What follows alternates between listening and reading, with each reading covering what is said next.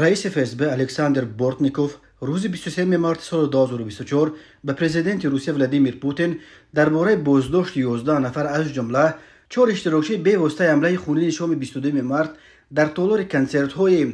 کروکوس سیتی هال در شهر کراسنogorsk گزارش داده بود. بسیاری از رسانه ها و کانال ها درباره به دست داشتن در این حمله ها متهم شدن زادگان تاجیکستان خبر دادند، ولی وزارت خارجه تاجیکستان این خبرها را فیک نامید. وزارت کارهای داخلی تاجیکستان نیز روز 23 مارس خبر داد که اتهام ضد دست کم 3 نفر از 4 شهروند تاجیکستان که با اتهام دست داشتن در حمله به کروکوس سیتی هال گویا تحت جستجو قرار گرفتند به اساس برآمد. وزارت کارهای داخلی تاجیکستان در اظهاراتش گفت در واسطه اخبار عامه روسیه خبر پنهان گردید که از طرف ریاست کارهای داخلی عاید به ولایت برینسک وابسته به اکت تروریستی که شام 22 مارس سال 2024 در شهر مسکو رخ داده است، شهروندان جمهوری تاجیکستان اسمانوف ریواجدین سال تولدش 1972، نصرالدینوف محمد رسول سال تولدش 1986، ساکن نویه جلالالدین بلخی ولایت ختلان برای صادر کردن جنایت مخصوص وزنین گمانبر